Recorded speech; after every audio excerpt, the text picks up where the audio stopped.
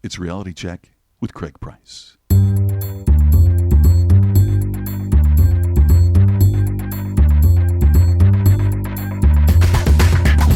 I'm an idiot. 4 minutes in and I'm already wrong. I'm like a monkey. Hello, look at me. You're like a beautiful mind. I'm more like Forrest Gump. So it's, Craig Price is the man. I knew it. Craig, shut up. it's Reality Check with Craig Price. This week, Traci Brown previews her body language session for the Association of Legal Administrators. Welcome to the podcast. Thank you for listening. A great guest for you this week, our second ALA, which is the Association of Legal Administrators speaker in a row. That's because this Sunday, April 2nd through Wednesday, April 5th at the Colorado Convention Center in Denver, Colorado, the annual conference and expo for the Association of Legal Administrators will take place. I'll be presenting two sessions, both on the 4th. The first, The Realist Guide to Getting a Grip on Negativity, will be at 10:15, and the second will be Leading from All Sides, The Realist Guide to Leadership at 2:45. Today's guest, Traci Brown, will be presenting her session, How to Tell When Someone is Lying, Wednesday, April 5th at 8:30 to 9:30. And you can find more information at alanet.org.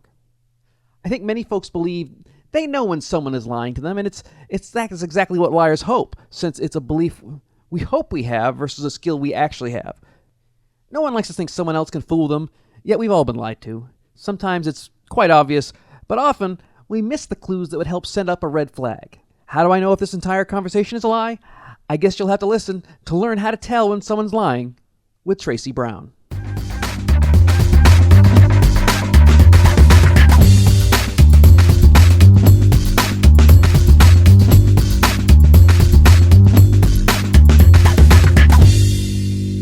I think people think they can identify lies quickly, but it's also, I feel it's the same way as people think they're good drivers. 80% of the people think they're good drivers. I think 80% of the people think they can identify liars, which we know is not true.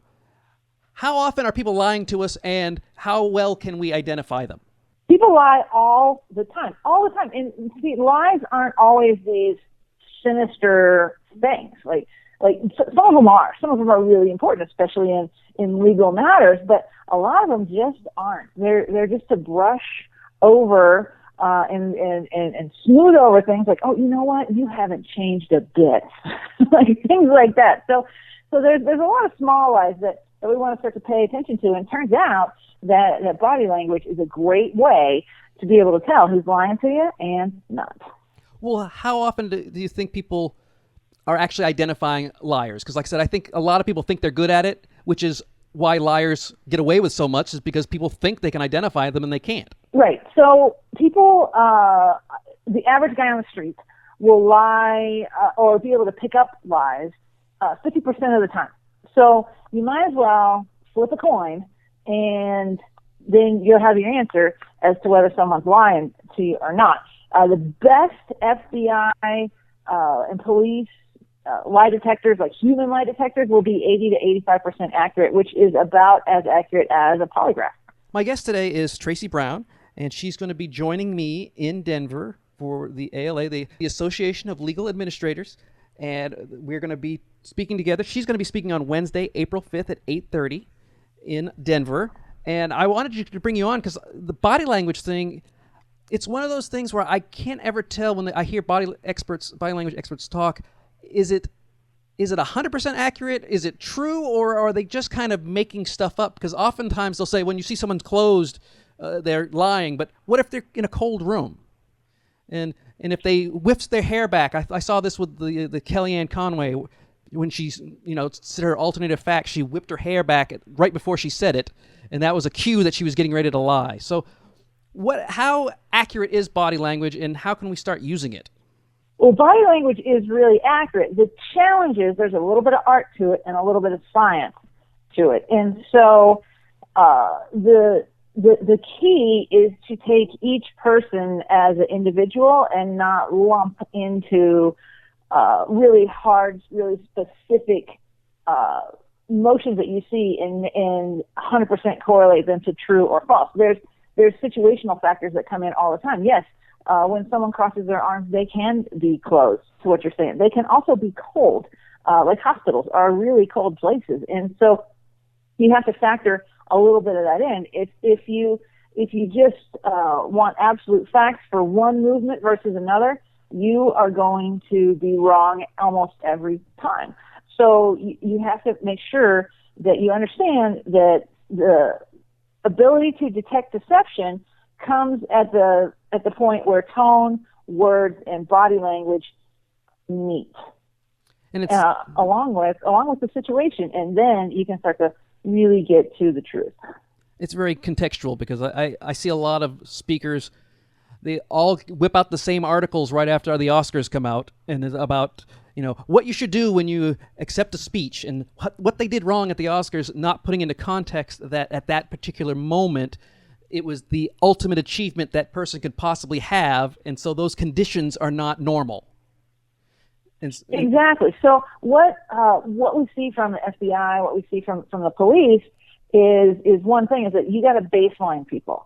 And when you pay attention, because most of us just don't pay attention, we're thinking so much of ourselves and paying so much attention to what we're doing, we're just not watching other people like we could. And so once you get the baseline for them, not only in a calm situation, but baseline for them in a stress situation, then you can start to notice the differences and find these hot spots from their baseline of a stress situation. So there's a little more detail necessary, a little more care that you need to give before you just proclaim people a liar or not. But you say that, I've noticed this in your flyer, you can find out if someone is lying instantly. What are some of those particular traits? Well, generally, what you want to start to do is start to know that for people with a Western heritage, like people in the U.S., when you nod your head yes, that means yes, and when you shake your head side to side, that means no. And so when people's body language and their words don't agree, then that's when you got a hot spot and you may have a liar on your hand, and that can be really instantaneous for yes and no questions. So if you ask someone, or let's say this is a fun one. When you see them shake their head no and goes, that is a beautiful baby, you may have a liar on your hand. And so you want to start to say, okay, is that a yes or no question, and how can you work with that based on just how they shook their head? Something like, you could ask me anything, shake your head no, then wait a minute, maybe they have something that they're hiding. And even Bill Clinton, he nodded his head yes to the beat and said, I did not have sexual relations with that woman. and so he lied to us right there on TV with the camera in his face. And just these little things that you can start to pick up on can reveal big secrets. And when you're talking to folks that it's not these big issues, like you said, they're not all lies are sinister. A lot of them are just small little lies. When do you think it's okay to lie, and when is it not okay to lie? Well, so my husband doesn't like rotisserie chicken, right? Doesn't like it. What? And a couple years ago, we were remodeling the kitchen. We had no kitchen, and it was dinner time. So hungry. We went to the store, and I said, honey, can we just get some rotisserie chicken? It was hot, under those lights, smelled so good. And he shook his head no, and he goes, yeah. Right? See, he still didn't like the rotisserie chicken, so I had a choice. I said, okay, I can try to make this guy's life better, or I can force him to eat rotisserie chicken, right? And so what am I going to do? Well, I looked around a little bit. It turns out there was a turkey breast up top. I'd never seen turkey at these rotisserie chicken little stations, but there one was. And so that's what we had, is rotisserie turkey breast instead, just because I caught him lying. So he wanted to smooth things over. I actually wanted to make things better for him. One time that you probably should lie is when people ask, hey, does my butt look big in these jeans? No, it doesn't. The answer is always no. Not in those jeans, but in those other jeans, yes. But in those jeans, yeah. Your butt looks big in all jeans, not just those. Yeah. Yeah, so like the little white lies don't always hurt. So how, and this is getting a little personal, so how long have you been married? I've been married summer 2015, so almost what, Two a and year a- and a half, 2 years. So, Yeah. so how does that work for someone like yourself who has the ability to identify lies faster than the average person in a relationship? Because that would get me. I'd be sunk. I'd be in big trouble. Well, my husband is a tough guy, and he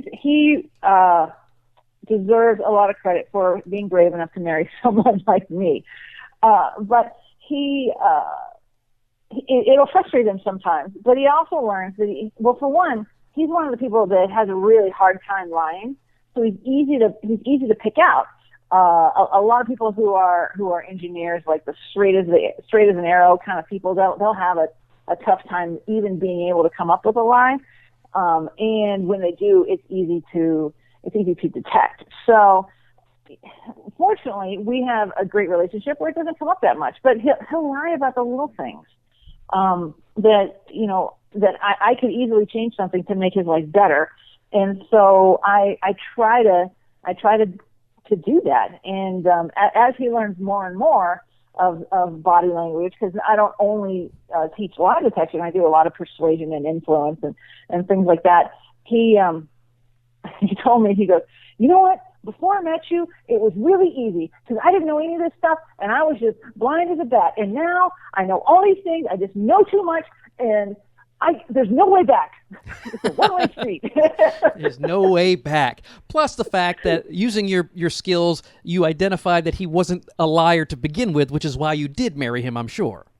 Oh yeah. And he's a sweetheart of a guy, and it'll be even to little things like if you like these earrings with this outfit, and he won't be able to lie. Now he's also one of the kind of guys who has spent his time developing other skills than communication. And so he's not always the most subtle when he goes to report back on what he really thinks. And so which is a good thing and a bad thing all at the same time. But I pretty much always get the truth from him, which is nice. So you're going to teach us how to identify liars and people who are not necessarily receptive to what you're saying. How can we use that in the opposite way? What can we do to give off, even if we're going to lie? Not that I want you to make us all criminal masterminds, but how can you? What kind of suggestions can you give to us so our body language allows us to have our ideas more accepted? So the police have a theory. They say, you know what? The suspect can't lie. We can lie in order to get the truth out of him, but the suspect can't lie. And it's the same when someone walks in a legal office. And so if you need to lie in order to get the truth out of whoever, like a lot of times law enforcement and even people sometimes in depositions will bait the witness or the client or just a little bit, so that they get a little more information on a certain subject, especially like with child abuse suspects. The police will start agreeing with them and leading them a little bit, and that's totally legal to do. But here's the deal. You got to keep your head on when you do, and it's better if you rehearse, because it is easier to rub out the signs of lying when you're rehearsed. And that's why when we see politicians get up behind the podium and just lie, and you know they're lying, it's especially in the debates. They are very, very rehearsed. They've practiced it over and over and over, and they're able to, with rehearsal, rub out more of the signs of lying than average. Now, the signs are still there. They're just a lot smaller. Yeah, they've almost convinced themselves of the lie so much that they're the only thing that you can tell is I guess they're called microexpressions, the smaller, more subtle things than the obvious liars. Because I always watch like Law and Order, and when they interview people, they ask them the same question over and over again in an interrogation, and they look for the variables. But doesn't the stress of being just interrogated in general kind of make your brain get fuzzy? Well, it can. Now, here's the thing. That's where we're going to a different baseline. right? We're going to the baseline of stress behavior, and you want to look for differences there. And the reason that they ask the questions in different ways, same question, different ways so many times, is because they're looking for that variance. And if they're hot on the trail or something, what they may do is ask the question, did you go out Friday night? And then they may shift to something totally different. Like, hey, what's your kid's name? How old is your kid? Have a little conversation about kids or dogs or anything. And then go back to, oh, Friday night, did you go out? And so they'll have these different signs that they're looking for because they've pulled them off track, and now they're going back to the same subject. And yeah, they'll look for differences in behaviors with each answer. So how can we do that in the office? Because we don't have necessarily the time to sit down and interrogate them, but we're going to be dealing with these folks more often than just initial, like we were talking about how can you instantly tell somebody, but if you're working with somebody, you build a rapport, you build a history, and then you can start maybe understanding them a little bit more, but how can we start pulling that information out without making it that awkward transition? So really, you got to watch. You just got to watch people, because people will do the same thing every time. And then every time you ask a question, and then when they do something different before, okay, so perfect example. A lot of people are familiar with the JonBenet Ramsey case. It's been up in the news here lately because it's the 20-year anniversary of JonBenet Ramsey's death. And the question was, did the family do it? Did someone break in the house? She was a little 6-year-old girl here in Boulder, Colorado, very close to my house. Well, they interviewed her brother, and Dr. Phil did. And he asked several questions about what he did that day and that night in the relationship with his sister. And he would always look down into his right before every question. Look down to his right, then answer the question. Look down to his right, answer the question. And then Dr. Phil said, did you kill JonBenet? And he looked down into his left, looked back at Dr. Phil, and said, no. That's a different behavior, a significant shift in behavior before answering the question. So did he kill JonBenet? I think so, just based on that, yes. So who, in your opinion, has either been a extremely effective liar recently, or someone who is who's been lying quite a bit and is not very effective at it yet is still doing it? Because because in my opinion, I feel that was it Kellyanne Conway has become an ineffective liar. She was an effective liar. Now she's become an ineffective liar. But I also think there's other people out there who are very effective liars, what we see all the time. Okay, so Kellyanne Conway with the hair flick, I did see that, and that we can chalk that up to either a shift in behavior. Before she said alternative facts, because she said Chuck, because Chuck Todd was interviewing her. Chuck, well, the first thing she said was, if you're going to ask those kind of questions, we're going to have to re-examine our relationship. That's what she said, which is deflecting the question, which is a telltale sign of questioning the questioner. So that says, okay, wait a minute, there's going to be a lie coming out here soon. And then she flicked her hair and she goes, those were alternative facts, right? When people flick their hair, a lot of times when women do, that has to do, it's like a sign of it's almost like a come on, right? It's like sexual attraction is what that can show. So we don't know who was behind the camera, who else was around. Maybe she's got a crush on someone. We don't know. But I thought it was a highly unusual movement right before she came up with the most ridiculous statement ever of alternative facts. So I want to watch her a little bit more, because I think there's more to learn there's more for me to learn about her patterns. Yeah, but yeah, alternative facts, a new kind of lie. I've noticed with her, she's really smooth talker until they ask her a difficult question, and then it's not that she gets flustered per se, like it's so obvious, but she will start breaking up and being a little bit more of the ahs and the ums. She'll become a Toastmaster's nightmare to some degree. Yeah. So so she's one, we're going to see a lot of her in the next 4 years. And so we want to begin to watch her and see how she behaves. Now, whether she lies or not, may be dictated to her. I don't know how much she's actually responsible for.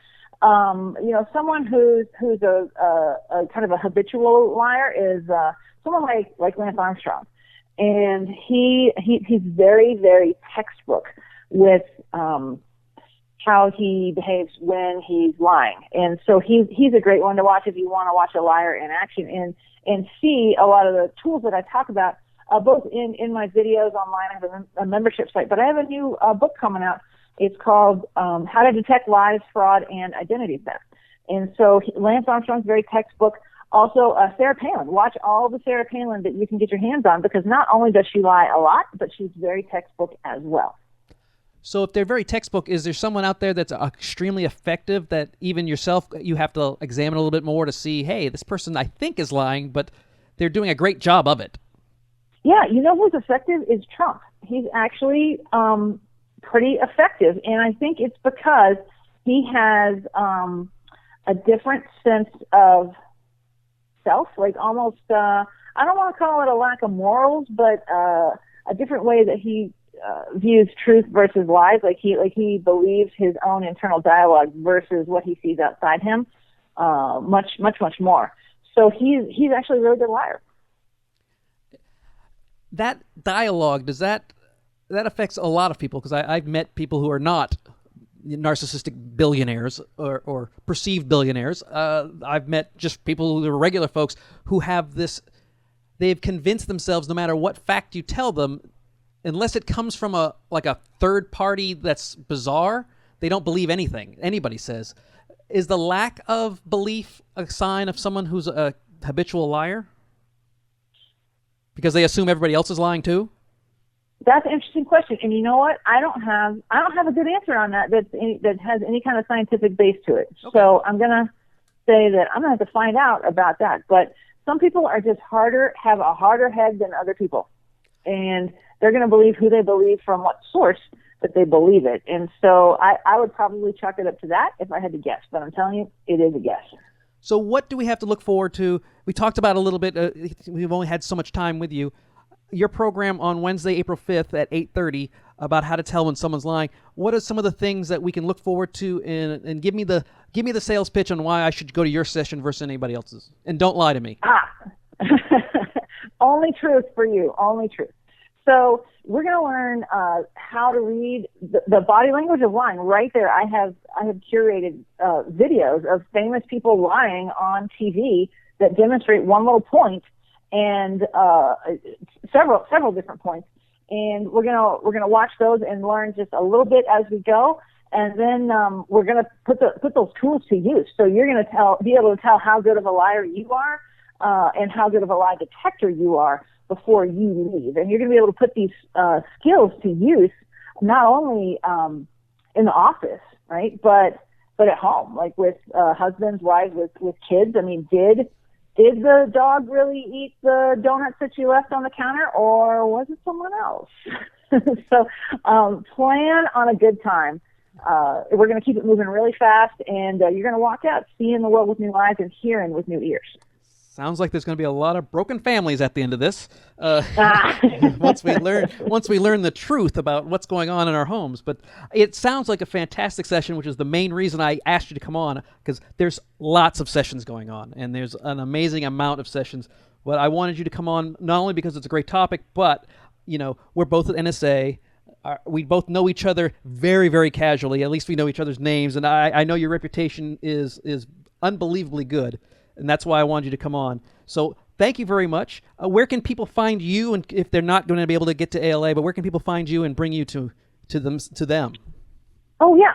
So go to bodylanguagetrainer.com. You'll find out all about me, and there's plenty of videos on there you'll be able to see and learn a little bit about lie detection for yourself in case you missed a session, but you are going to be bummed if you miss it, because we're going to have the best time that anyone's going to have at the conference. It's early, so you're going to work for it a little bit, but it's going to be well worth it. Well, Traci, I look forward to getting a chance to, hopefully, our time frames are a little weird, but hopefully get time to see you and say hello. And definitely make sure to make time Wednesday, April 5th at 8:30 in the morning for Traci Brown's How to Tell When Someone is Lying. Thank you, Traci. Thank you. That's the show. Thanks again to Traci for coming on. Don't forget, April 4th at 10:15 and 2:45, I'll be presenting my sessions, and Traci will be presenting on the 5th at 8:30. Email Craig at speakercraigprice.com if you have questions, comments, or guest suggestions. Go to realitycheckpodcast.com, subscribe to the newsletter, and if you like the show, head over to iTunes and leave a review. See you next week.